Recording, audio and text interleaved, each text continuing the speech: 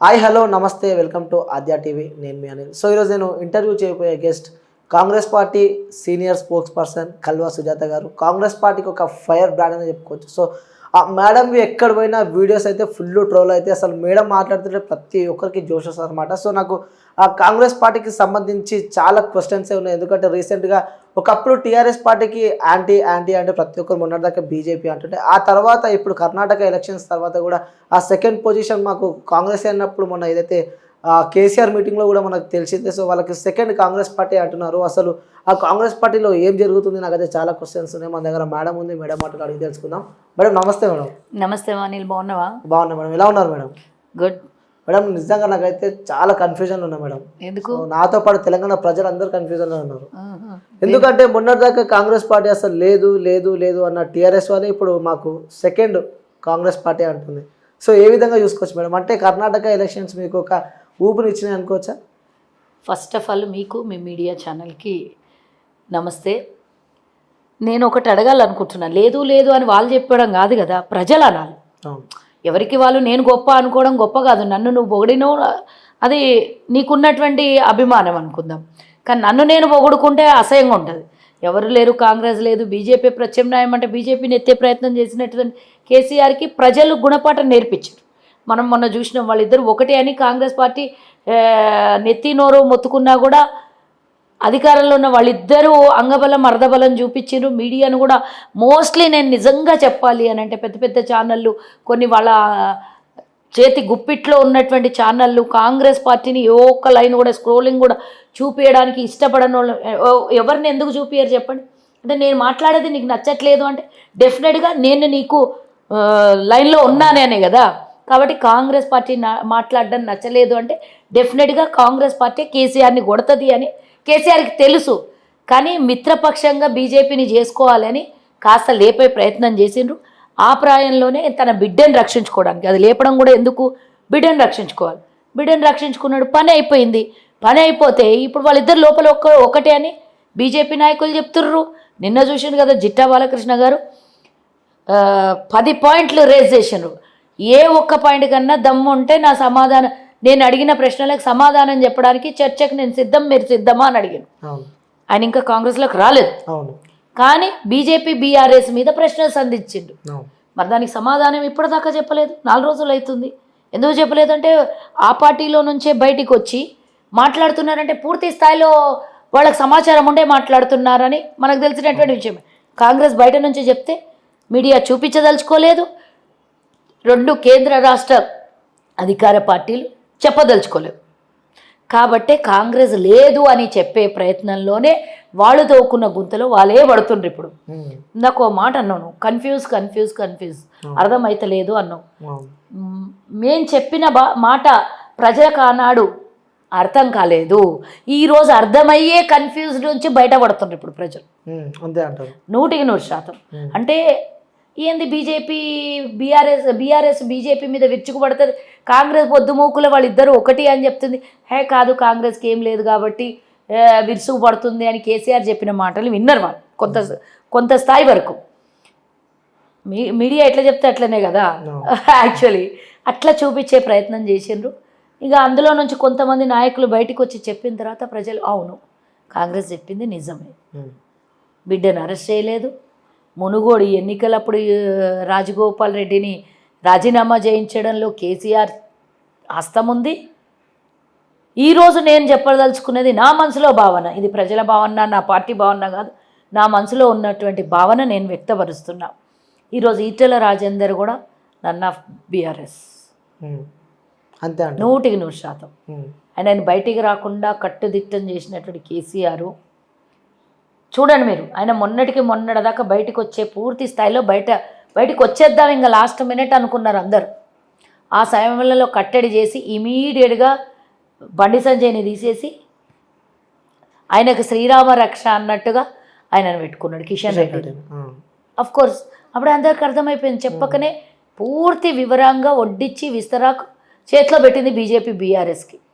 బీఫామ్లు కేసీఆర్ జేబులో ఉన్నాయి ఇప్పుడు బీజేపీవి. కాబట్టి ఇప్పుడు ప్రజలు క్లియర్గా అర్థం చేసుకున్నారు. మీరు మళ్ళీ ఎన్ని రకాల కుయుక్తులు చేసినా ఏదో పనికిరాని కొంత స్క్రాప్ని తీసుకొని వచ్చి బీజేపీ 2 రోజుల నుంచి జాయినింగ్స్ కార్యక్రమం అని పెట్టి మైండ్ డైవర్షన్ చేసి ఇవన్నీ ఏం చేసినా కూడా ప్రజలు ఇప్పుడు నమ్మే స్థితిలో లేరు. ఎన్నికలు ఇంకో 3-4 నెలల్లో ఎన్నికలు అయిపోతాయి కూడా, ఇంకా డిసెంబర్ లోపల పటాపంచలు అయిపోతే ఇద్దరు దోస్తాన్ని ప్రజల తీర్పు ఏ విధంగా ఉంటుందని. బీజేపీ బీఆర్ఎస్ రెండు ఒకటే అంటారు మీరు. అయ్యో, అంటే ఈటెల రాజేందర్ కూడా బీఆర్ఎస్ మనిషి అంటారు మీరు. నేను నా సొంత అలాంటి మనిషి ఏదైతే ఆ పార్టీ నుంచి మంత్రి పదవి అవన్నీ వదిలిపెట్టుకొని ఎలా బయటకు వస్తారు మనం కూడా ఆలోచించండి మీరు. మంత్రి పదవి ఆయన వదులుకోలేదు అంటే మీరు అంటున్నారు కదా కేసీఆర్ సస్పెండ్ చేసినట్లు యాక్టింగ్ చేశాడు. అంటే ఒక మంచి వ్యక్తిత్వం చంపుకొని ఇలాంటి యాక్టింగ్ కూడా చేస్తారా? ఎందుకు చేయరు అంటున్నాను. బీజేపీ లూఫోల్స్ అన్ని కేసీఆర్కి అందిస్తున్నాడేమో అంటే ఒక మంచి పైన నిందలు నేను అనుకోవడము. ఒకవేళ అది కాకపోతే ఇంకో యాంగిల్ కూడా ఉంది. బీజేపీ చెప్తేనే ఈయనను సస్పెండ్ చేసి ఉండొచ్చు. అంటే మీ దగ్గర ప్రూఫ్స్ ఏమైనా ఎవిడెన్స్ ఉన్నాయా? నేను నా అభిప్రాయం అని చెప్పినా, నా అభిప్రాయం నా అంతర్గతంగా ఇది నాకు మాత్రమే నా ఒపీనియన్ అని చెప్పిన. నేనేం కాంగ్రెస్ ఒపీనియన్ చెప్పలేదు, పబ్లిక్ పోల్ అంటే నేను ఇంతకు ముందు ఊహించినవన్నీ కరెక్ట్ అయినాయి. నేను ఊహించినవన్నీ కరెక్ట్ అయినాయి. అంటే కొన్ని సందర్భాలను బట్టి ఆలోచన వస్తుంది. ఎందుకంటే ఇమీడియట్గా బండి సంజయ్కి ఈటెల రాజేందర్కి పడతలేదు, ఈటెల రాజేందర్కి ఎక్కడ ప్రెసిడెంట్ పదవి ఇస్తారో అనుకుంటే కేసీఆర్ భయపడ్డాడు. మళ్ళా గిట ఒకవేళ ఆ యాంగిల్ రాంగ్ అయితే ఈ యాంగిల్లో నేను చెప్పేది, ఒకవేళ ఈటెల రాజేందర్కు గనక అక్కడ అధ్యక్ష పదవి వస్తే కేసీఆర్ కేకు మేకవుతాడు. బీజేపీ మాట కూడా వినకపోవచ్చు, ఆయన కేసీఆర్ మీద ఫైర్ కావచ్చు. ఈటెల రాజేందర్ అక్కడనే ఉండాలి, ఆయనకు ప్రెసిడెంట్ పదవి దక్కొద్దు, బీజేపీ ఆయన చేతిలో ఉండాలి, కిషన్ రెడ్డి ముఖ్య దానికి ఎవరు అధ్యక్షుడు అవ్వాలి. ఏముంది, కేసీఆర్ పంట పండినట్టే కదా. మరి లేకపోతే ఈరోజు ఉటావుటిన నిన్న నాకు తెలిసినటువంటి కొంతమంది బండి సంజయ్ ఆడ అమిత్ షాతో అడిగితే ఇప్పుడు ఎందుకు ఉటావుటిన నన్ను తీసేసింది ఎందుకు అనంటే, ఇప్పుడు దీని గురించి మాట్లాడొద్దు, దీని గురించి ఏం మాట్లాడొద్దు, అదంతా విషయం వేరే అని చెప్పిండంట. ఏందా వేరే విషయం? ఒక అధ్యక్షునికి ఎందుకు తీస్తున్నారో కూడా ఆయన తప్పేంటో కూడా తెలియకుండా తీసేసేటంత జరుగుతుంది అంటే వెనకలేదో జరిగినట్టే కదా. కేసీఆర్ వారం రోజులు పోయి ఢిల్లీలో ఉన్నాడు, ఆ తర్వాత ఇమీడియట్గా కేటీఆర్ పోయి ఢిల్లీలో ఉన్నాడు. ఇవన్నీ ఒక్కదానికి ఒకటి సింక్ కావట్లేదా? ఒకవేళ ఈటెల రాజేంద్ర బయటకు వచ్చిండే అనుకుంది, ఒకవేళ కేసీఆర్ మనిషి కాకపోతే, రెండు చెప్పిన ఆప్షన్ నేను పూర్తి స్థాయిలో నా ఆలోచన అవగాహన. ఒకవేళ సడన్గా ఆయన బయటికి వచ్చేసిండే అనుకుందాం, ఇంకా ఆప్షన్ వేరే ఏం లేదు కదా ఆయనకి. ఒకవేళ బీజేపీ నుంచి సస్పెండ్ అయ్యి ఆత్మగౌరవంతో దెబ్బతిని బీజేపీలోకి పోయి ఉంటే అనుకుంటే గనక ఇప్పుడు పోతే బీజేపీలో నుంచి బయటకు వస్తే టీఆర్ఎస్లో పోలేడు, ఇంకేది పోతాడు, ఎంఐఎం పోతాడా? పోలేడు. ఇంకేముంది ఇక్కడ? ఇండిపెండెంట్గా కొత్త పార్టీ పెట్టుకుని ఇప్పటికిప్పుడు ఎస్టాబ్లిష్ అవుతాడా? అవ్వలేడు. ఈ అన్ని ఆప్షన్స్ వస్తే కాంగ్రెస్లోకి వస్తాడు. అక్కడ ఒక సెకండ్ క్యాడర్ అని నేనే చెప్పుకున్నాడు, కారుకు నేను కూడా ఓనర్ అని చెప్పుకున్నాడు, డెఫినెట్గా కాంగ్రెస్లోకే వస్తాడు. కాంగ్రెస్లోకి రాకుండా కట్టుదిట్టం చేసిండేమో బీజేపీతోని కుమ్మక్కయ్యి, ఇక ఆయనకి ఏదో గాలం వేసేసి ఈయనని బండి సంజయ్కి ఈయనకు పడకపోతే బయటికి వెళ్ళిపోతాడు ఆయన. ఇప్పుడు ఈయనను తెచ్చిపెట్టారంటే ఇద్దరు కలిసి పని చేసుకోండి అన్నట్టే కదా. అసలు కాంగ్రెస్ లో ఏం జరుగుతుంది అనుకోవచ్చు మేడం? ఏం జరుగుతుంది? పిసిసి అధ్యక్షుడు రేవంత్ రెడ్డి ఈటెలని తిట్టిన రోజులు ఉన్నాయి, ఏదైతే దుర్భాషలు ఆడిన రోజులు కూడా ఉన్నాయి. దుర్భాషలు ఎప్పుడు అడిగి? గుడి దగ్గర దుర్భాషలు అడిగి నువ్వు చెప్పు. ప్రూఫ్స్ ప్రూఫ్స్ అక్కర్లేదు, నేను పక్కనే ఉన్నా, అన్న పక్కనే నేను పక్కనే ఉన్నా, అన్న పక్కనే ఉన్నా. దుర్భాషలు ఆడలేదు. ఈటెల రాజేంద్ర దాన్ని దుర్భాష అంటాడా? తర్వాత ఇంకేమనలే. రాజేంద్ర ఇది నీకు తగునా అడిగాడు.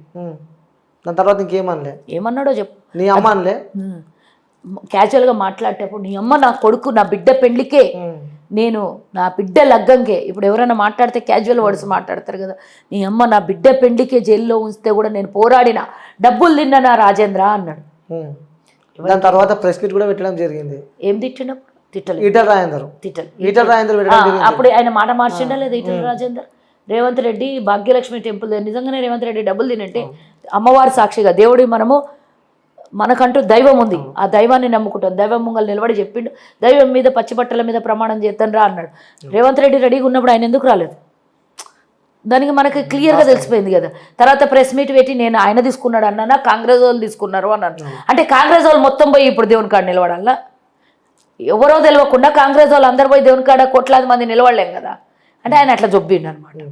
ఆ మాట తర్వాత మళ్ళీ మొన్న రీసెంట్గా ప్రెస్ మీట్ పెట్టి రాజేంద్ర నీకు అక్కడ తగిన న్యాయం జరుగుతలేదు, మా పార్టీలోకి రా అని చెప్పి ఆహ్వానించింది. అంటే తిట్టేది మీరే, ఆహ్వానించేది మీరే. తిట్టలేదు, దానికి ఆన్సర్ ఇచ్చి ఆన్సర్ ఇచ్చేది మీరే. మరి అది కూడా చెప్పిండు కదా, నిజంగా నువ్వు కేసీఆర్ మీద ఫైట్ చేయాలనుకుంటే నీ ఉద్దేశము, నీ అభిప్రాయము, నీ గోలు అదే అనుకుంటే, నిజంగా ప్రజల పక్షాన నిలబడితే, నేను ఒకవేళ నేనే మీకు ఏమన్నా ఇబ్బంది అయితే నేనే 4 అడుగులు కిందికి దిగుతా, 4 అడుగులు 10 అడుగులు తగ్గుతా, కిందికి దిగుతా అన్నాడు. అంటే ఒక అధ్యక్షుడిగా ఆయన పార్టీ కోసము, ప్రజల కోసము ఆయన 10 అడుగులు దిగుతా అన్నప్పుడు దాన్ని మనము తిట్టేది మీరే దాన్ని అన్నారు. అసలు రేవంత్ రెడ్డి గారి మాటలకు రాష్ట్రంలో దేశ ప్రజలు కూడా ఆ రోజు యాక్సెప్ట్ చేసారు, హర్షధ్వానాలు వ్యక్తం చేశారు. ఎందుకోసం అంటే ఒక అధ్యక్షుడిగా ఆయనకు అవసరం లేదు, అంటే వ్యక్తిగతంగా ఆయనకు అవసరం లేదు, ఒక పార్టీని, ప్రజల్ని ఒక అధ్యక్షుడిగా ఆయన బాధ్యత పూర్తి స్థాయిలో మాట్లాడాడు. ఫుల్ మెచ్యూర్డ్గా మాట్లాడండి. ఆ మాటలు మాత్రం అందరినీ ఏమైందంటే, ఒకవేళ నా మీద కోపం ఉంటే మా నాయకులు ఉన్నారు, ఇంకా నా పైన ఇంకా ఏఐసిసి ఉంది, మా ఇన్ఛార్జీలు ఉన్నారు, ఈ విధంగా చెప్పడం లోపల నేను అంటున్నా అట్లాంటి మాటలకి ఈ రేవంత్ రెడ్డి గారు మాట్లాడిన మాటలకి తిట్టలేదు, దాన్ని నా మీద కోపం ఉంటే మా నాయకులు ఉన్నారు అని చెప్పిండు. ఆ విధంగా ఆహ్వానించిండు. ఆయన ఎగ్జాస్ట్ కాలేకపోతే అక్కడ నువ్వు నిజంగానే ఫైట్ చేయాలంటే ఈరోజు బీఆర్ఎస్ బీజేపీ ఒకటే, అటుండి నువ్వేం సాధించలేవు. అందులో కూడా ట్విస్ట్ అర్థం చేసుకోవాలి. నువ్వు నిజంగానే కేసీఆర్ మీద ఫైట్ చేయాలనుకుంటే, నిజంగానే నా గోల్ నువ్వు కేసీఆర్ అనుకుంటే, రేవంత్ రెడ్డి ఒకే గోల్ మీద ఉన్నాడు కదా, మరి ఆ గోల్ నువ్వు కూడా అట్లనే అనుకుంటే డెఫినెట్గా కలిసి వచ్చే పార్టీతోని, కలిసి వచ్చే మనుషులతోనే కలిసిపోవాలి కదా, అది అర్థం చేసుకోవాలి మనం. సో నెక్స్ట్ మీ ఉత్తమ్ కుమార్ రెడ్డి విషయానికి వస్తే, మనం త్వరలో బీఆర్ఎస్లోకి ఉత్తమ్ కుమార్ రెడ్డి అని చెప్పి వార్తలు అయితే వస్తున్నాయి. వార్తలు మస్తు వస్తాయి. ఉత్తమ్ కుమార్ రెడ్డి గారు ఎక్కడైనా ప్రెస్ మీట్లో కానీ ఇంకెవరితోనన్నా చిట్ చాట్లో కానీ మాట్లాడుకున్నది విన్నరా మీరు? చూసిండ్రా? లైవ్ ఎవిడెన్స్ ఉందా? ఇదిగో ఒక్కొక్క సందర్భంలో కేసీఆర్ ఆడుతున్న డ్రామాల్లో భాగం కూడా అనుకోవచ్చు. మీడియానే ప్రచారం చేస్తుంది. కేసీఆర్కి టచ్లో ఉన్నటువంటి వాళ్ళు అంటారు, మీడియాకే కేసీఆర్ చెప్తుంది. మళ్ళీ ఈ విధంగా ప్రచారం కూడా వాళ్ళే చేయిస్తారు. ఏదన్నా జరిగి ఉండొచ్చు, అట్లాంటివన్నీ పనికి మాలిన మాటల గురించి ఉత్తమ్ కుమార్ రెడ్డి క్లియర్గా ఇచ్చిండ్రు కదా, నా మీద అబద్ధపు ప్రచారాలు మీడియా చేస్తుంది అని. అంటే ప్రియాంక గాంధీ సభ ముందే జాయిన్ అయ్యే అవకాశం. నేను అదే చెప్పిన, మీడియా నేను అడిగిన ఒకటి, నాకు మీడియా చెప్పింది అని ఆయన క్లారిటీ ఇచ్చారు. రెండోది, అంటే నేను పార్టీ మారుతున్నా అని వచ్చే మాటలు అబద్ధము అని చెప్పారు. మరి ఈ రెండు కాకుండా మూడోది నాకు అంతర్గతంగా అయితే నాకు తెలియదు కదా, ఆయన స్వచ్ఛందంగా బయటకు వచ్చి చెప్పిండు మీడియా తప్పు ప్రచారం చేస్తుంది అని చెప్పిండు. నేను మారను అని చెప్పిండు, మీడియా తప్పు ప్రచారం. అవి రెండు నీకైనా నాకైనా అవి రెండే తెలుస్తాయి కదా. అందరికీ డౌట్ ఏడు వచ్చిందంటే మేడం, కుమ్మం అనిల్ కుమార్ ఉత్తమ్ కుమార్ రెడ్డి శిష్యుడు ఆయన సడన్గా ప్రగతి భవన్లో కూడా టీఆర్ఎస్లో జాయిన్ కావడం జరిగింది. అంటే సడన్ షాక్ అనుకోవచ్చు అది. సో దాని తర్వాత సడన్ షాక్ కాదని చెప్పిండ్రు అందరు, అది లోపలిగా ముందస్తుగానే ప్లానింగ్ చేసి సస్పెండ్ చేయలేము, మాకు తెలియదు అని చెప్తున్నా కదా, బయటకు వచ్చిన తర్వాతనే తెలిసింది. అది ముందస్తుగానే ఆయన ఎమ్మెల్సీ ఆయన నోటితోనే చెప్పిండు కదా, నాకు ఎన్నోసార్లు ఆహ్వానం పలికి, మాకు కూడా అప్పుడే తెలిసింది. వాళ్ళిద్దరు దోస్తులని కూడా నాకు మొన్న ఆ రోజు తెలిసింది. ఆ ఎమ్మెల్యే ఈయన ఇద్దరు దోస్తులని నాకు ముందు కూడా తెలియదు, మాకు కూడా తెలియదేవి. వాళ్ళిద్దరు ఒకరికొకరు బెంగళూరు బ్రదర్స్ అంటారంట వాళ్ళని, నాకు అది కూడా తెలియదు. వాస్తవంగా చెప్పాలంటే మేము ఒక వేలో వెళ్తాం, ఆ వేలోనే పనిచేస్తాం. ఇంకోటి, మీరు ఆయన శిష్యుడు అన్నారు, ఆయన సొంతం తమ్ముడి పాడి కౌశిక్ పోలేదా? రాజకీయం ఎవరిది వాళ్ళది. అంటే ఇవన్నీ కలిసి ఉత్తమ్ కుమార్ రెడ్డి ఆడుతున్న ఒక గేమ్. ఒక్క నిమిషం నేను చెప్పిన, ఆయన పోయి ఎన్నేళ్ళైంది? 3 years అయ్యారు. మరి అట్లాంటప్పుడు ఆయన పోయేటోడు ఉంటే అప్పుడే పోతుండే కదా. అంత అనుకుంటే అప్పుడు ఇంకా కాంగ్రెస్ చాలా కష్టాల్లో ఉండే, ఇప్పుడు గెలిచే అవకాశాలు పూర్తి స్థాయిలో ఉన్నాయి. ఈ టైంలో ఎందుకు పోతారు?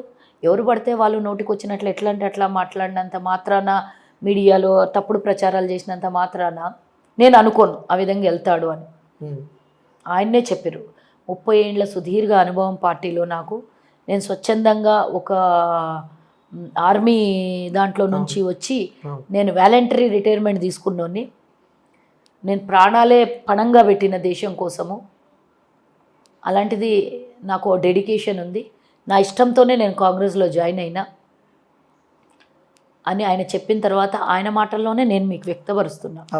ఆయన ఆలోచనలు, ఆయన మాటలే నేను చెప్తున్నా. ఉత్తమ్ కుమార్ రెడ్డి అంతర్గతంగా నాకు తెలియదు, మళ్ళీ పోనీ ఆయనతో కూర్చొని మాట్లాడినటువంటి విషయము నాకు కాదు, ఆయన చెప్పింది మీకు నేను చెప్తున్నా.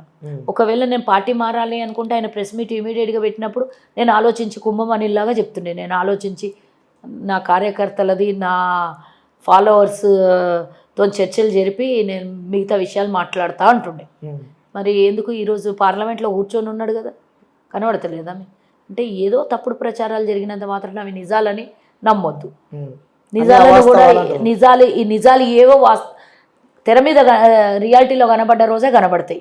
అవన్నిటిని నేను నమ్మను కూడా, నమ్మను, నేను నమ్మను. ఫస్ట్ ఆఫ్ ఆల్ పాడి కౌశిక్ పోయి కూడా 2-3 ఏళ్ళు అవుతుంది. మరి అట్లాంటి సొంత తమ్ముడే పోయాడు, శిష్యుడు పోవడం పెద్ద గొప్ప. రాజకీయం ఎవరిది వాళ్ళకి. నేను కొన్ని రాజకీయ ఇప్పుడు అట్లా ఎందుకు, ఇప్పుడు రాజగోపాల్ రెడ్డి బీజేపీలో లేడా, ఇప్పుడు అదే వెంకటరెడ్డి కాంగ్రెస్లో లేడా? ఎవరి సొంతం వాళ్ళది, ఎవరి ఎస్టాబ్లిషన్ వాళ్ళది, ఎవరి అభిప్రాయాలు వాళ్ళే. రాజకీయాల్లో బంధుప్రీతి లేదు, రాజకీయాల్లో అసలు ఎన్నో ఉంటాయి. ఎథిక్స్ అనేది చాలా మటుకు తక్కువనే ఉంటాయి అని అంటారు, కానీ నేను అంటాను ఎథిక్స్ కూడా ఉంటాయి. కొంతమంది చేసినటువంటి నాన్ ఎథిక్స్కి అందరినీ కలపడానికి వీలు కూడా లేదు. అట్లా మనం చాలా రోజుల నుంచి కాంగ్రెస్ పార్టీలు అందరూ పెద్దలందరూ కలిసే ఉన్నట్టు అనిపిస్తుంది, కానీ కొంతమంది అయితే మిస్ అవుతున్నారు. ఎవరది? జగ్గారెడ్డి కనిపించడం లేదు. ఆయన ఏమన్నా లొలి చేసిండా మీకు? అంటే నియోజకవర్గంలో వాళ్ళ పల్లాలు చేస్తున్నారు. జగ్గారెడ్డి కూడా అసంతృప్తి, పాదయాత్రకు పర్మిషన్ ఇవ్వలేదు. అది ఎప్పుడుదో కథ, ఇప్పుడే పడుతుంది, అది అయిపోయింది కథ, అది అయిపోయి జమాన్ అయింది. అదే రేవంత్ రెడ్డి కనిపిస్తలేడు కదా జగ్గారెడ్డి. ఎందుకు నియోజకవర్గంలో పనిచేసుకుంటలేడా? చాలా మొన్న ఢిల్లీకి పోయి రాలేదా? అవును, పోయి వచ్చిండు. మరి అయిపోయింది. గాంధీ భవన్ కి అడుగు పెడతలేడు. ఎందుకు పెట్టలేదు? మొన్న వచ్చిపోయింది కదా ఈ మధ్య కాలంలో. అట్లా ఏం లేదు. చాలా మంది డౌట్స్ ఉన్నాయి అవన్నీ, అందుకే నేను అడుగుతున్నాను.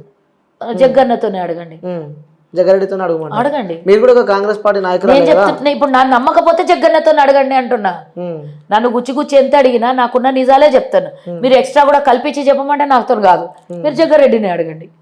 అట్లా రైట్ మేడం. మణిపూర్ విషయానికి వస్తే కావాలని కాంగ్రెస్ పార్టీ రెచ్చగొడుతుంది అని అంటున్నారు. మరి అన్నోళ్ళని పళ్ళు రాలగొట్టండి, ఫస్ట్ పళ్ళు రాలగొట్టమంటున్నా నేను. రెచ్చగొట్టేద్దామంటే 3 నెలల కింద జరిగినప్పుడే అదే రోజు రెచ్చగొడుతుండే.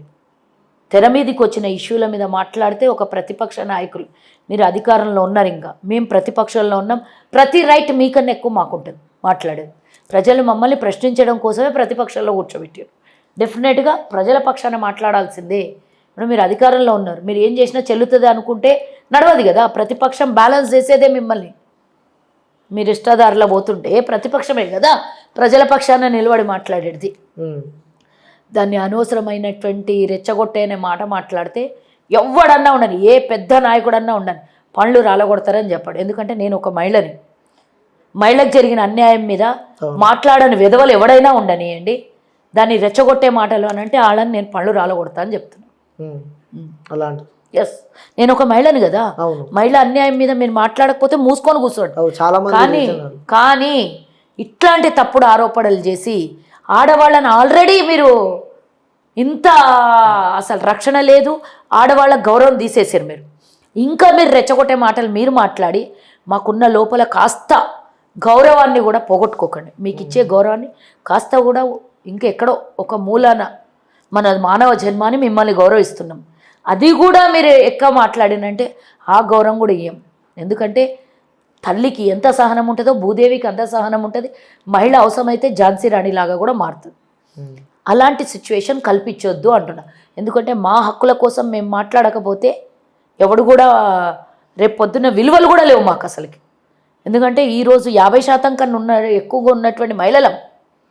మిమ్మల్ని అసలు ఈరోజు ఎవడైతే విధవలు మాట్లాడుతున్నారో వాణ్ణి కూడా కన్నది ఒక తల్లి గర్భంలో నుంచి వచ్చాడు. కానీ ఆ తల్లిని ఒక మహిళని, భరతమాతని, ఈరోజు ఒక మహిళకు జరిగినటువంటి అవమానం కాదు అది, భరతమాతకు జరిగినటువంటి అవమానం.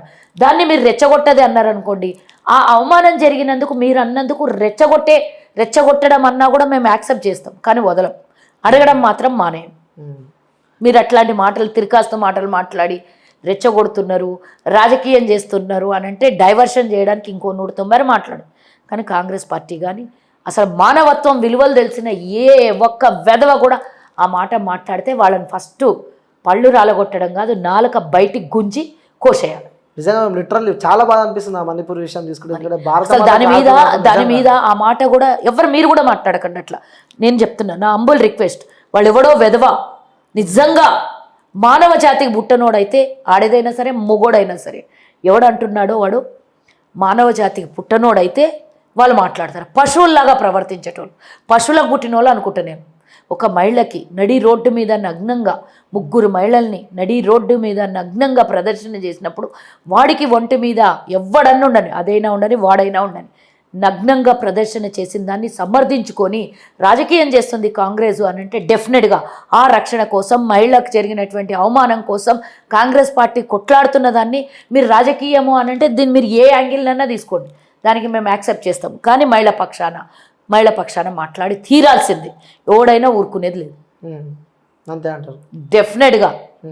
ఈరోజు వాళ్ళకి జరిగింది, రేపు పొద్దున నా వరకు రాదని ఏమి గ్యారంటీ చెప్పండి. ఇప్పటికే హర్యానాలో అల్లర్లు మొదలైనవి అంట. ఎటు పోతుంది మెల్లమెల్లగా సిస్టర్ కన్సెప్ట్ 7 స్టేట్స్ ఒకటికొకటి అటాచే ఉంటుంది. ఇంకేందిగా సిస్టర్ స్టేట్స్ ఉన్నాయి 7. మరి అది ఇప్పుడు ఈరోజు ఇంకా అవి అయిపోయినాక మన వంతు రాదనేం నమ్మకం ఉన్నది. డబుల్ ఇంజన్ సర్కార్ అంటారు కదా మీరు. డబుల్ ఇంజన్ సర్కార్ అంటే కేంద్రంలో రాష్ట్రంలో మీరిద్దరే ఉన్నారు. ఇప్పుడు మణిపూర్లో మీరే, ఈరోజు కేంద్రంలో మీరే ఉన్నారు. అంటే మీకు రేపు పొద్దున ఎక్కడైనా డబుల్ ఇంజన్ సర్కార్ అని అన్నప్పుడు మణిపూర్ని చూపిస్తాం. మళ్ళీ నిన్ను తలకొరివి పెట్టించుకోవడానికి ఇంకొక చోట డబుల్ ఇంజన్ సర్కార్ తేయడానికి ఏ ఒక్క ఓటర్ అన్నా ఇష్టపడతారా? ఈరోజు కిషన్ రెడ్డిడ ఈశాన్య రాష్ట్రాలకి ఇన్ఛార్జ్, ఒక్క మాట నోరు తెరిచి, మళ్ళీ మీరు చూసిండొచ్చు మీడియా ఆయన ముంగల మైకు పెడితే దూరం నిలబడని దొబ్బేశాడు మైకుని. మీరు చూసిండు కదా మణిపూర్ గురించి మాట్లాడు. నాకేం సంబంధం అన్నాడు, నాకేం సంబంధం అన్నాడు. అన్నప్పుడే నువ్వు పదవికి రాజీనామా చేయాలి. ఒక బాధ్యత గల పౌరునిగా, ప్రజలు ఎన్నుకున్న ప్రజానాయకునిగా అసలు ఎవ్వరు కూడా చీమునెత్తురున్నోడు స్పందించాడు. అట్లాంటిది నువ్వు ఒక ప్రజానాయకునివి, నిన్ను ఓట్లేసి గెలిపించిన పాపానికి నాకేం సంబంధం అన్నప్పుడే అసలు ఇక ఆయన మంత్రి అయిండు, ఎంపీ అయిండు కాబట్టి నేను ఇంకేం తిట్టలేను. కనిగా డాష్ డాష్ డాష్ వదిలేండి, ఇంక ఏమనాలో కూడా నాకు తెలుస్తలేదు. అట్లాంటి వాళ్ళు రాజీనామా చేయాలి, ఇంట్లో కూర్చోాలి. మీకు సంబంధం లేనప్పుడు మూసుకుంటే అయిపోయింది కదా. ఎందుకు మీకు పదవులు, మీకు రాజకీయమే కావాలన్నా? సంబంధం లేదా? నువ్వే కదా అక్కడ ఇన్ఛార్జ్వి, మంత్రివి. నీకే సంబంధం లేనప్పుడు నీకు ఓట్లు ఎందుకు వేయాలి ప్రజలు? నీకు సంబంధం లేనప్పుడు ఆ స్టేట్కు ఉన్న ఇన్ఛార్జ్ తీపిచ్చేసే. ఎంపీ పదవికి రాజీనామా చేయి, మంత్రి పదవికి రాజీనామా చేయి. రాహుల్ గాంధీని ఏ విధంగా అయితే సస్పెండ్ చేసిండ్రో ఇప్పుడు పార్లమెంటులో 10 రోజుల నుంచి అవిశ్వాస తీర్మానం పెడితే కావాలని దాన్ని ప్రొలాంగ్ చేసి, ఎందుకంటే అయిపోవాలి పార్లమెంట్, అయిపోవాలి ఇక 8-9 తారీఖు అయితే అయిపోతుంది పార్లమెంట్. అప్పటిదాకా దీన్ని ఇట్లనే గుంజుకొని రావాలి, దాని మీద చర్చ జరగొద్దు, ఇంకో ఇష్యూ మాట్లాడద్దు. మళ్ళీ 3 నెలలకు 6 నెలలకు అసలు ఎందుకోసం అనుకోవచ్చు పార్లమెంట్లో కూడా మణిపూర్ ఇష్యూ గురించి? మరి వాళ్ళే కదా చేపించింది. అంటే దీని వెనకాల అంటారు. రాసి పెట్టుకో, నా బయట తీసి పెట్టుకో. ఎప్పుడన్నా ఈ రోజు కాదు, ఇంకో 10 ఏళ్ల కన్నా బయటకు వస్తుంది పక్క బీజేపీ మణిపూర్ ఇష్యూ వెనకాల. ఎస్, ఎందుకు అంటే చెప్తాను, కారణాలు లేకుండా నేను మాట్లాడట్లేదు. అదాని అక్కడ పోయి వ్యాపారం చెయ్యాల మణిపూర్లో. ఎస్, మణిపూర్ కొండల్లో గుట్టల్లో చాలా మినరల్ సంపద ఉన్నది, గ్రానైట్ ఉంది, ఇంకా చాలా సంపద ఉంది అందులో. ఆ సంపదను దోచుకోవడానికి, అడవుల్ని ఖాళీ చేపించడానికి కోసమే 2-3 మతాల మధ్యలో చిచ్చులు పెట్టి వాళ్ళు కొట్లాడుకొని చేస్తే అది వాళ్ళు అండర్టేకింగ్ చేసి అదానికి 30,000 కోట్లు ఆల్రెడీ కాంట్రాక్ట్ ఇచ్చిండ్రు అక్కడ. కాబట్టే నిప్పేసేదు. అగ్గిపుల్ల ఎక్కడిది అని పార్లమెంటులో గొడవలు జరుగుతున్నాయి. సరే, ఆ అగ్గిపుల్ల ఇచ్చినోడు ఎవడు? అగ్గిపుల్ల ఇచ్చి అంటబెట్టి రాజేసి పక్కకు జరిగినారు. ఎందుకయ్యా ఇప్పుడు 100 రోజులు దాటిపోయినా కూడా ఎందుకు మన ప్రధానమంత్రి నోరెత్తి మాట్లాడతలేరు? దీంట్లో ఎక్కడ డౌట్ వస్తలే నీకు? రాహుల్ గాంధీ అడిగిన అదాని ప్రశ్నకు కూడా ఇంతవరకు సమాధానం రాలే వాళ్ళ దగ్గర. ఇప్పుడు ఇదే 100 రోజులైనా మణిపూర్ ఇష్యూలో మాటలు వస్తలేవు వాళ్ళకు. అంటే తప్పు వాళ్ళదే కదా. మీరు మాట్లాడే దమ్ముంటే ప్రతిపక్షాలకు 1000 క్వశ్చన్స్ ఉన్నాయి మీ మీద వేయడానికి. కాబట్టి చర్చకు సిద్ధం లేరు. మీకు మానవత్వం లేదా? మీ ప్రభుత్వం ఉన్నది, ఎందుకు ముఖ్యమంత్రిని సస్పెండ్ చేస్తలేరు? అక్కడ చూసిరు కదా, వాళ్ళ సొంత పార్టీ ఎమ్మెల్యేనే కొట్టి చచ్చిపోయిండు అనుకొని వదిలేసిపోయినాక చూస్తే వాళ్ళ డ్రైవర్ని చంపేసిండ్రు, ఎమ్మెల్యేని బాగా చెట్టు కేసి కట్టేసి కొట్టి చచ్చిపోయిండు అనుకొని వదిలేసి వెళ్ళిపోయిండ్రు. స్పృహ తప్పిపోతే హాస్పిటల్లో అడ్మిట్ అయ్యిండు. సొంత ఎమ్మెల్యేకి ఈ విధంగా జరిగితే కూడా ఒక్క మాట మాట్లాడతలేరు వాళ్ళు. ఎందుకు మాట్లాడతలేరు? దీని వెనుక కథా కార్ఖానా అంత ఏముంది? కేవలం దేశం ఎట్టయినా పోనీయండి, క్రూర మృగాలు అయిపోయింది ఈరోజు బీజేపీ వాళ్ళు. క్రూర మృగాలు. అమిత్ షా గురించి తెలుసు, మనకు మోదీ గురించి తెలుసు. ఎందుకంటే ఆ రోజు గోద్రా అల్లల్లో 2000 మందిని చంపిన వాళ్ళు. ఆఫ్టర్ ఆల్ ఇదంతా 33 లక్షల మంది జనాభా ఉన్న చిన్న రాష్ట్రము. వాళ్ళకి సంపద కావాలి, డబ్బు కావాలి, కేవలం రాజకీయమే చేయాలి, ఎన్నికల్లో గెలవాలి, దేశ సంపదను దోచుకోవాలి. ఎవ్వడు ఎటు పోయినా 142 కోట్ల మందికి ఏం జరిగినా వాళ్ళకి సంబంధం లేదు. అంటే ఈసారి ప్రజలు బుద్ధి చెప్తారా? 100% రాసి పెట్టుకో. రాష్ట్రంలో సేమ్ ఇక్కడ దుర్మార్గం అట్లనే ఉంది, అక్కడ దుర్మార్గం అట్లనే ఉంది. కాబట్టి రెండు రాష్ట్ర ప్రభుత్వాన్ని, కేంద్ర ప్రభుత్వాన్ని సార్ ప్రజలు మాత్రం, ఎందుకంటే డబ్బు ఇస్తే వారం రోజుల్లోనో 10 రోజుల్లోనో వాళ్ళు ఓటుకి ఇచ్చినే ఖర్చు అయిపోతాయి. కానీ 5 ఏండ్లు మనం మన తలని తాకట్టు పెడుతున్నాము. కేంద్రంలో కనుక బీజేపీ వస్తే ఈరోజు మణిపూర్లో జరిగింది, రేపు నేను తెలంగాణ బిడ్డగా మాట్లాడుతున్నా, తెలంగాణలో కూడా అదే భవిష్యత్తు పరిస్థితి. ఎందుకంటే వీళ్ళిద్దరు కలిసే ఉన్నారు ఇప్పుడు. అసలు అండర్స్టాండింగ్ ఏం జరిగిందంట తెలుసా? ఎమ్మెల్యే ఎలక్షన్లకు, అసెంబ్లీ ఎలక్షన్లు కేసీఆర్కి పూర్తి స్థాయిలో బీజేపీ సపోర్ట్ చేస్తుంది. అదే పార్లమెంట్ ఎలక్షన్లు వచ్చినప్పుడు బీజేపీకి బీఆర్ఎస్ పూర్తి స్థాయిలో సపోర్ట్ చేస్తుంది. ఇది వాళ్ళిద్దరి మధ్యలో జరిగిన కాంట్రాక్ట్ ఒప్పందం. కవితని వాళ్ళు వదిలేస్తే ఇప్పుడు అసెంబ్లీ ఎన్నికలకు వాళ్ళు ఏదో నామమాత్రం పోటీ ఇస్తారు. బండి సంజయ్ ఎడ్డెన్న మాట్లాడని గుడ్డెన్న మాట్లాడని కేసీఆర్ మీద ఎగురుతుండే దుంకుతుండే. కేసీఆర్కి అది నచ్చలేదు, ఇక దింపి తీర్చిండు. పాపం ఆయన తీసుకొని పోయి ప్రధాన కార్యదర్శిగా చేసిండు. ఆయనకు నా హిందీ రాదు, నా తెలుగు రాదు. ఆంధ్రప్రదేశ్కి ఇన్ఛార్జ్ ఇస్తారంట. పోనీలే పాపం ఏటో ఒక జాగల బండి సంజయ్ పోనీ, ఇక మరి ఏం చేస్తారు? తర్వాత కూడా మేడం 100 కోట్లు సంపాదించిండు అనుకో, అది వేరే విషయము. గంగుల అమలాకర్తోని దోస్తాని, గంగుల అమలాకర్కు ఇంటర్నల్ వ్యాపార భాగస్వామి అన్నీ ఉన్నాయి. వాళ్ళు ఒకటే అంతా కలిసికట్టుగా జరుగుతున్నాయి. కాబట్టి ఏటీఎం కార్డుని కూడా ఇంతవరకు వాళ్ళు గిక్కుంటూనే పోతున్నారు, అరిగిపోతలేదు ఏటీఎం కార్డు. వీళ్ళు ఆ ఏటీఎం కార్డుని స్క్రాచ్ చేస్తలేరు. అలా నడుస్తున్నట్టు రాజకీయాలు. ప్రజలకు అర్థమైపోయింది. డోంట్ వరీ, డెఫినెట్గా ప్రజలు ఎన్నికలు వచ్చే సమయానికి పూర్తి స్థాయిలో కేసీఆర్కి వ్యతిరేకంగా పనిచేస్తారు, ఓటు వ్యతిరేకంగా వేస్తారు. బీజేపీ ఒకటే కాబట్టి అక్కడక్కడ వాళ్ళ అభిమానులు ఏంటన్నా ఒక 2-3 సీట్లు గెలిపిస్తుండొచ్చు. ఒకవేళ ఇంకా డిసెంబర్ వరకు, ఎన్నికల సమయం వరకు ఇంకా పూర్తిగా ప్రజల అవగాహనకు వచ్చిండ్రు అనుకో, అప్పుడు మొన్న రాజాసింగ్ గెలిచిండు, ఇప్పుడు ఎవరైనా ఇంకొకరు గెలుస్తారు. అంతే అంటాం. సో వచ్చే ఎన్నికల్లో మాత్రం 2024లో కాంగ్రెస్ పార్టీ విజయం కైవసం అంటున్నారు. 24 అవసరం లేదు, డిసెంబర్లో అయిపోతుంది అంటారా? ఎన్నికలు అయిపోతే డెఫినెట్గా కాంగ్రెస్ అధికారంలోకి వస్తుంది. తప్పకుండా రావాలి కూడా. తప్పకుండా కాంగ్రెస్ కోసం కాదు, తెలంగాణ ప్రజల కోసం, తెలంగాణ అస్తిత్వాన్ని కాపాడడం కోసం, నిజమైన బంగారు తెలంగాణ చేసుకోవడం. కుటుంబం తెలంగాణ కాదు, బంగారు కుటుంబం చేసుకోవాలి, బంగారు తెలంగాణ కుటుంబం చేసుకోవాలి. కాబట్టి కాంగ్రెస్ రావాలి. మీరు దోసుకునే డబ్బుతో తెలంగాణ ప్రజలకి అభివృద్ధి కోసం ఎన్ని పథకాలు ఇచ్చినా డబ్బు సరిపోతుంది. ఈరోజు జీతాలు ఇచ్చే పరిస్థితి లేదు. ఈరోజు ఆర్టీసీ గవర్నమెంట్లో విలీనం అన్నాడు. డెఫినెట్గా మేము 4 ఏళ్ల కింద కొట్లాడినాం ఇదే మాట. 43,000 మందికి ఈరోజు ప్రభుత్వ పర్మనెంట్ గవర్నమెంట్ ఉద్యోగస్తులుగా మార్చిండు. ఇదంతా ఎలక్షన్ స్టంట్, అందరికీ తెలుసు. దీని వెనకాల ఉన్నటువంటి ఒక పెద్ద కోణం కూడా 50,000 కోట్ల రూపాయల ఆర్టీసీ ప్రభుత్వ ఆస్తులు ఉన్నాయి. కేసీఆర్కు దాని మీద కూడా కన్నుబడి ఉండొచ్చు, డెఫినెట్గా చెప్పలేము. లేకపోతే ఎన్నికల స్టంట్ కావచ్చు. ఏది చేసినా కేసీఆర్ ద్వంద్వ అర్థాలు ఉంటాయి. మీదికి కనబడే కేసీఆర్ వేరే, కనబడని కేసీఆర్ వేరే. నాణ్యానికి 2 వంకల చూడాలి.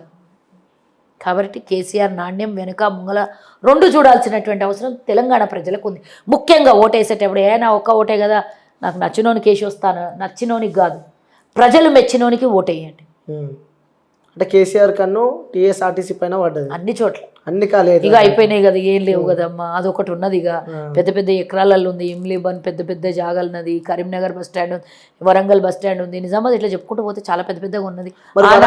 ఆనాడు కాంగ్రెస్ హయాంలో పెద్ద పెద్ద సంస్థల్ని నిర్మాణం చేసింది, పెద్ద పెద్ద ఎసర్ట్స్ని పెట్టింది రాష్ట్రాలకి కేంద్రానికి. ఇద్దరు వచ్చి ఏం చేస్తున్నారు, ఇద్దరు ఎసర్ట్స్ని అమ్ముకుంటారు, అప్పులు చేస్తున్నారు. వీళ్ళకు వాళ్ళకు తేడా ఏం లేదు, బీఆర్ఎస్ బీజేపీ అంతే, రెండు ఒకటే, పార్టీలు పేర్లు వేరే, శరీరాలు వేరేనా ఆత్మలు ఒకటే ఇద్దరిది. అంటే కేసీఆర్ ఇట్లా చెప్తే బీజేపీ అట్లా నడుస్తుంది, ఎస్ తప్పకుండా అంటారు.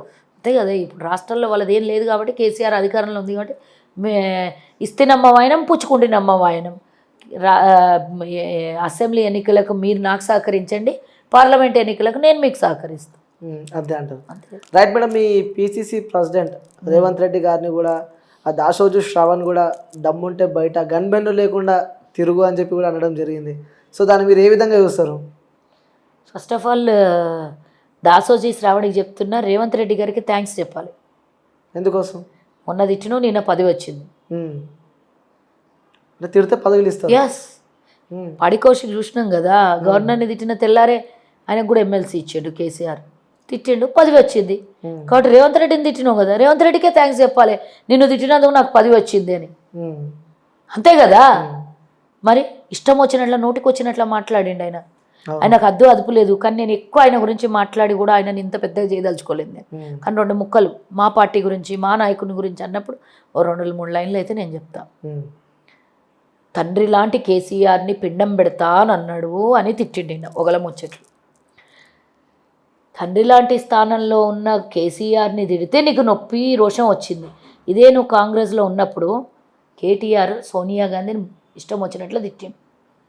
మరి ఆమె తల్లి లాంటి దానికన్నా పెద్దది కదా, కేసీఆర్కే తల్లి లాంటిలాగా అమ్మా అన్నాడు. మరి అట్లాంటిది తెలంగాణ ఇచ్చినటువంటి ప్రదాత సోనియా గాంధీ.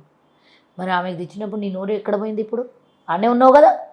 ఒక్కసారి రేవంత్ రెడ్డిని తిట్టేటప్పుడు నువ్వు గుర్తు చేసుకో, అది ఆ విషయం గుర్తు చేసుకో. ఎవరి దగ్గర ఉన్నావు ఇప్పుడు నువ్వు? సోనియా గాంధీ, తెలంగాణ ఇచ్చిన సోనియా గాంధీని తిట్టినటువంటి దొంగల దగ్గర ఉన్నావు నువ్వు. నువ్వు శుద్ధపూసవు కావు కాబట్టి ఆడనే ఉన్నావు కదా.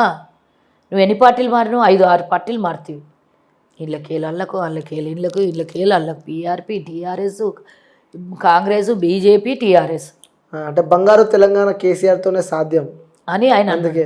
మరి కాంగ్రెస్లో ఉన్నప్పుడు ఇంత పొడుగుగా ఏఐసిసి ప్రెస్ మీట్లు పెట్టి చెప్తుండే, కేసీఆర్ దొంగతనం గురించి అన్ని పవర్ ప్లాంట్ ప్రజెంటేషన్లు ఇస్తుండే. అదేమన్నా అంటే పార్టీ లైన్ అన్నాడు. అంటే ఇప్పుడు నేను అనుకోవడం ఇప్పుడు కూడా పార్టీ లైనే మాట్లాడుతున్నాడు, లోపలికి వెళ్ళి వచ్చిన మాటలు కావైతే. అంతే కదా. నువ్వు పార్టీలో ఉన్నప్పుడు పార్టీ లైన్ అన్నప్పుడు నువ్వు ఏ పార్టీలో ఉంటే ఆ పార్టీ లైనే మాట్లాడినావు. అంటే నీ సొంత అభిప్రాయం కాదనమాట. అది నీ సొంత అభిప్రాయం కాదు అన్నప్పుడు నేను ఇక దాసోజీని ఏం తిట్టలేను. ఇక మీద యాక్టింగ్ చేస్తే పదవులు వస్తాయని తిట్టడం అనుకుంటాను నేను. అంతే కదా. హీరో అయిపోదాం రాత్రికి రాత్రి అనుకొని తిట్టి ఉంటాడు. 7-10 రోజుల నుంచి ఇప్పుడు టోల్ ఫ్రీ నంబర్ గాంధీభవన్లో పెట్టిండంటే అంత పెద్ద చదువు చదివిండు. మరి నాకు అర్థం కాలేదు. ఫ్లడ్స్లో మున్సిపల్ శాఖ మంత్రి ఏడికి పోయిండు, బయటికి వచ్చి ఒక మంత్రి అన్న కనీసం సంతాపం తెలియజేసిండ్రా? 50-60 మంది చచ్చిపోయినరు, ఎంతోమంది కొట్టుకొని పోయినరు, 15 ఫీట్ల నీళ్ళు వచ్చి బంగ్లాలు కొట్టుకొని పోయినాయి, వ్యాపారస్తులు మొత్తం నడి రోడ్డుకు వచ్చేసారు, గుడిసెలు కొట్టుకుపోయినాయి, గుడారాలు కొట్టుకుపోయినాయి, వేలాది ఎకరాలు 5,600 ఎకరాలు మొత్తం పంట నష్టం జరిగిపోయింది. వర్షంలో మొత్తం కొట్టుకొని పోయింది. 500 కోట్లు ఇచ్చి చేలు చేర్చుకున్నాడు. హైదరాబాద్లో మున్సిపల్ ఎలక్షన్లు ఉంటే 2020లో ఇంటికి 10,000 అన్నాడు. అప్పుడు కూలిపోయిన ఎన్ని కాలనీలు ఉంటాయి అన్నిటి. అప్పుడు 8,000 కోట్లు ఇచ్చినావు. అంటే అప్పుడు ఎలక్షన్లు ఉన్నాయని ఇచ్చినావా? అప్పటికి ఎన్నికల కోడ్ వచ్చిందని అబద్ధం చెప్పి సబితా ఇంద్రారెడ్డి వాయిస్ రికార్డు ఒకటి విన్నాం మనం. ఆపేసేయండి, బీజేపీ వాళ్ళ మీద దుబ్బుదాం, వాళ్ళ మీద దుబ్బుదాం అనే మాట మాట్లాడారు.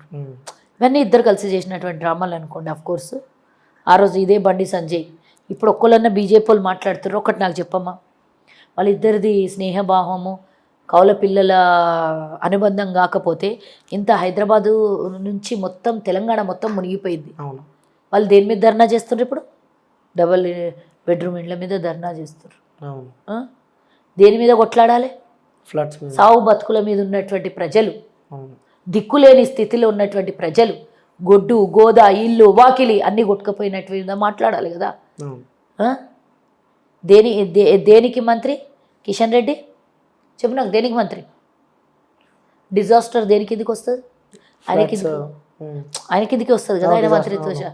మరి ఈరోజు కేంద్రం నుంచి ఏం నిధులు ప్రత్యేకంగా తెలంగాణ మొట్టమొదటిసారి 65 సెంటీమీటర్ల వర్షపాతం చరిత్రలో మొదటిసారి నమోదైంది. మరి ఇంత పెద్ద డిజాస్టర్ వచ్చినప్పుడు నువ్వు ఏం తీసుకొని వచ్చినావు రూపాయి కేంద్రం నుంచి చెప్పు. నువ్వు తేవు అమ్మ పెట్టది అడక తినేదని కాంగ్రెస్ వచ్చి పనిచేస్తుంటే కాంగ్రెస్ని ఆయన తిడతాడు, ఈయన పోయి డబుల్ బెడ్రూమ్ ఇళ్ళ కాడ లొల్లి చేస్తాడు, టాపిక్ డైవర్షన్ అవుతుంది, మీడియా దీన్ని చూపించి ఇది మర్చిపోతుంది. నిన్నొచ్చి ప్రజలు ఆగమాగం అవుతున్నారని దీన్ని పక్కన పడేసి ఆర్టీసీని విలీనం చేస్తున్నాం, వాళ్ళకు ఉద్యోగాలు పూర్తి ఎందుకు ఆర్టీసీ వాళ్ళు ఆ రోజు రోడ్ల మీద 50 మంది చచ్చిపోయి ఊరేసుకొని చచ్చిపోయి విషం తిని చచ్చిపోయి కొట్లాడి చచ్చిపోయి వాళ్ళకి ఇవ్వాల్సినవి ఇయ్యమని వాళ్ళు చిన్న చిన్న హక్కులను అడిగితే ఆ రోజు ఇయ్యనునివి 50 మంది చచ్చిపోయినా నువ్వు కనీసం ఇప్పుడు ఎట్లయితే ఫామ్ హౌస్ల నుంచి బయటకు వస్తలేవో అప్పుడు కూడా బయటికి రాలేవు. నువ్వు ఒక్కనాడు వాళ్ళ గురించి మాట్లాడలేవు. కూడా కొంతమందిని వాళ్ళు ఆల్రెడీ ప్రిపేర్ చేసిన వాళ్ళని తీసుకొని వచ్చి ప్రగతి భవన్లో కూర్చోబెట్టి భోజనం పెట్టి దోలిచ్చిన వాళ్ళని ఇప్పుడు మళ్ళీ పొద్దుగా లేవగానే పాలాభిషేకం అంటే మీడియాని డైవర్షన్ చేస్తలేవా నువ్వు? ఈరోజు జరిగినటువంటి అనర్థాలను ప్రశ్నిస్తారు ప్రతిపక్షాలు, ప్రజలు అడుగుతారనే కదా ఈరోజు మీడియా డైవర్షన్. భద్రాచలం కొట్టుకొని పోతుంది ఈరోజు. భద్రాచలము రాముడు శ్రీరాముడు దేశం కోసం ధర్మం కోసం అని మాట్లాడేటోళ్ళు భద్రాచల రామాలయం కూడా మొత్తం వర్షంలో నిండిపోయి ఉన్నది. మరి నువ్వు ఇంతవరకు ఏం చేసినావు అయ్యా కిషన్ రెడ్డి? కేసీఆర్ ఒక్కసారి పోయినసారి ఎట్టెట్టనో గట వయసు వచ్చింది. ఈసారి కనీసం ఈసారి ఇంకోటి ముందస్తు చర్యలు ఎందుకు లేవు? వాతావరణ కేంద్రము ముందస్తుగానే వారం రోజుల ముందే చెప్పింది. ఎందుకు సురక్షిత ప్రాంతాలకి ఎందుకు ప్రజల్ని ఎందుకు తరలించలేకపోయినరు? ఎక్కడైతే రెడ్ జోన్ అలర్ట్ ఉందో ఎందుకు తరలించలేదు? అంటే ఇది మీరు నిర్లక్ష్యం కాదు, ప్రజలు అంటే మీకు కనీస గౌరవం లేదనేది కాదు, భయం లేదే కదా. ఇది ఎన్నికలలో డబ్బులు పడేసి గెలుద్దాం తప్పించి ప్రజలతో మాకేం సంబంధం లేదు అనే కదా కేసీఆర్ బయటికి వెళ్తలేడు. ఈరోజు ఇంత జరుగుతున్నా రేపు మహారాష్ట్ర పోతాడు దొంగ. మహారాష్ట్రలో ఉండదు వెళ్ళిపోయాడా? అయిపోయింది. ఈరోజు బయటకు వచ్చి ఫామ్ హౌస్లకు వెళ్ళి కనీసం చనిపోయిన వాళ్ళకి నివాళి లేదు, సంతాపం లేదు, వాళ్ళకి ఎక్స్గ్రేషియా లేదు, చనిపోయిన కుటుంబాలకు ప్రభుత్వం ఏమి ఆదుకుంటుందో చెప్పలేదు. ఒక మంత్రి కూడా వచ్చి కనీసం బయటికి మాట్లాడలేదు, ఒక ప్రజానాయకుడు వచ్చి మాట్లాడలేదు, ఒక అధికారులు వచ్చి మాట్లాడలేదు. కానీ ఈరోజు నీకు తెలంగాణ గాలికి ఇడ్చేసి ఈ తెలంగాణ మీద సంపాదించుకున్న ధనంతో సంపాదించుకున్న సంపదతో వెళ్ళి మహారాష్ట్రలో నువ్వు పాలిటిక్స్ చేస్తున్నావు. వీళ్ళు ఎక్కడ పోయినా పర్లేదు 4 కోట్ల మంది నిన్ను నమ్మి ఓట్లు వేసినందుకు మమ్మల్ని నట్టే ఎట్లా ముంచినావు కదా. నీకు మహారాష్ట్ర రాజకీయం అవసరం వచ్చింది, తెలంగాణ ప్రజలు ఎటుగాలికి కొట్టుకొని పోయినా పర్వాలేదు. నిజంగా మేడం 1000 ఎకరాలు ఈరోజు పంట నష్టం జరిగింది. 500 కోట్లతో ఏమవుతుంది? అవి ఎప్పుడు రిలీజ్ చేస్తావు? ఏడ ఉన్నాయి డబ్బులు?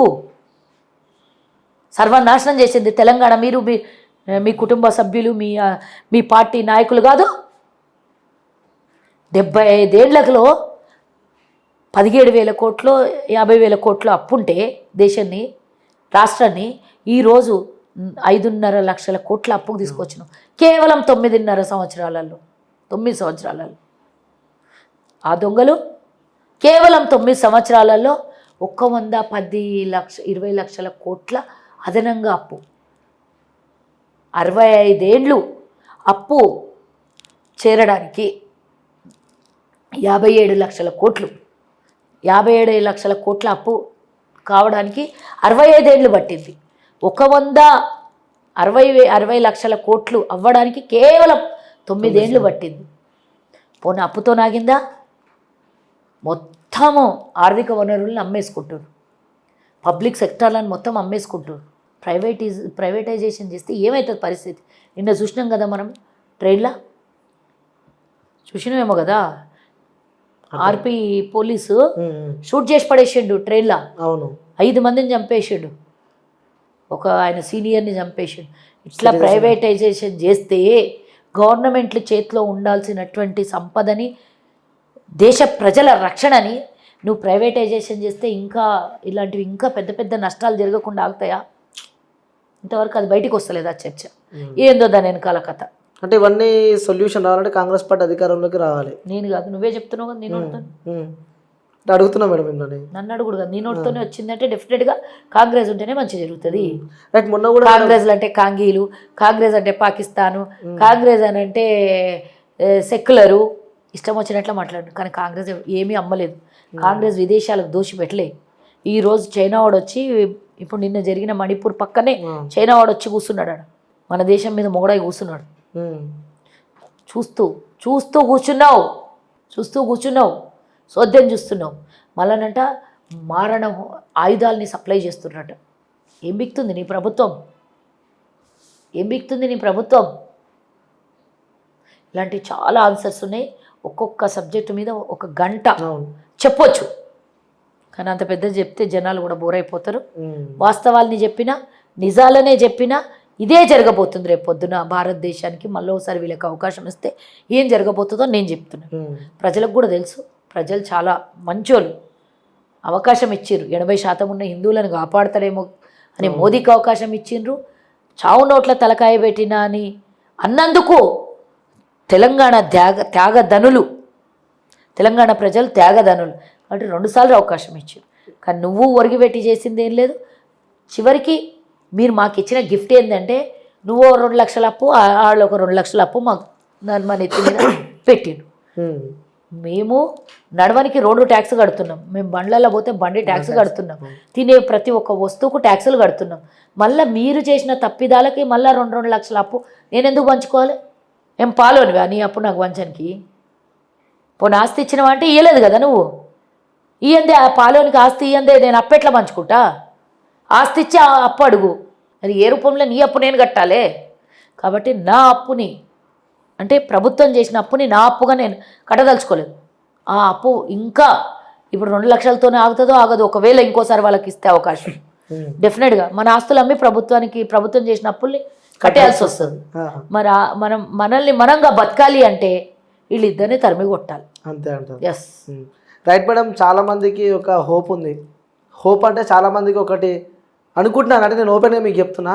సో కల్వా సుజాత గారికి చాలా టాక్ పవర్ ఉంది, ఫైర్ బ్రాండ్, మస్తు మాట్లాడుతుంది, ఏదున్నా ఇచ్చి పడేస్తుంది, ఇంత పెద్దగా చూడదు. సో ఇంతమంది ప్రతి ఒక్కరు అంటారు మేడం. ఎందుకంటే నేను మిమ్మల్ని గత 2-3 ఇయర్స్ నుంచి చూస్తున్నాను మేడం, నేను వచ్చిన తర్వాత. సో ఎప్పుడు ఎమ్మెల్యే అవుతారు. ప్రజలు ఎప్పుడు అవకాశం ఇచ్చి, పార్టీ ఎప్పుడు టికెట్ ఇస్తే అప్పుడు అవకాశం అవుతుంది డెఫినెట్గా. ఇంకోటి, నిజాన్ని నిర్భయంగా చెప్పాలంటేనే ఇష్టం నాకు. అవును, నిజంగా సూపర్ మేడం. అది మాకు చాలా బాగా వస్తుంది అనమాట. అందుకే ఎవరున్నా చూడండి మీరు ఆపోజిట్ క్యాండిడేట్, సో వాళ్ళు ఎవరైనా కానీ నిజాలే మాట్లాడతాయి కదా. అబద్ధాలు నా నోట్ల కడుపులో దాగో ఉండవు కూడా. నిజాలు లోపల దాచుకోలేను కూడా, చెప్పేయాలి. ప్రజలకు మెసేజ్ వెళ్ళిపోవాలి ఇమీడియట్ గా. వీళ్ళు చేస్తున్న అవినీతి గురించి మాట్లాడాలి. అంటే మీకు ఎప్పుడు భయం కాలేదా మేడం? నేను ఒక మహిళని, సో నేను ఇంత ఓపెన్గా మాట్లాడుతుంది. ఎందుకంటే అప్పుడు మాట్లాడిన మోడీ పైన మీరు వేసిన కామెంట్ కూడా ఫుల్ ట్రోల్ అయినాయి. సో ఎప్పుడు మీకు భయం అనిపించలేదా? నన్ను ఎవరైనా ఏమైనా చేస్తారు? ఏం భయమైనా కూడా నేనేమనుకుంటా, ఎక్కువ కాలం బతుకుండి సమాజానికి ఏమీ చేయకుండా, సమాజానికి అట్లీస్ట్ మన త్రూ ఒక మంచి ఇన్ఫర్మేషన్ కూడా ఇవ్వకుండా 100 ఏళ్ళు బతికినా వ్యర్థమే. ఏమైనా ఎవరికైనా ఏమైనా ఉంటాయి థ్రెటన్స్. నాకు ఈ మధ్య కాలంలో వస్తూనే ఉన్నాయి, చాలా వస్తున్నాయి. బట్ ఏం చేస్తారు? ఆల్రెడీ నాకు చేయాల్సిన నష్టం అంతా చేసేసారు. ఇంకా మళ్ళీ కొత్త నష్టాలు చేసేదేముంది? ఒక ప్రాణం ఉన్నది, ఫ్యామిలీ కూడా ఉంది కదా. ఫ్యామిలీయే నా ప్రాణం అంటున్నా కదా. నా ప్రాణం అంటేనే నా ఫ్యామిలీ ఉంది.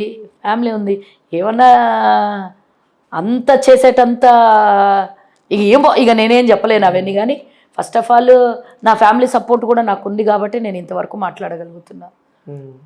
దేవుడు ఉన్నాడు, నేను చెడ్డగా చేస్తలేను, భగవంతుడు కాపాడుతాడు నన్ను, అంతే. నేను ఎవరికీ చెడ్డగా చేస్తలేను. నేను అన్యాయాలు అక్రమాలని సహించను, ప్రజల ముందుకు తీసుకెళ్తా.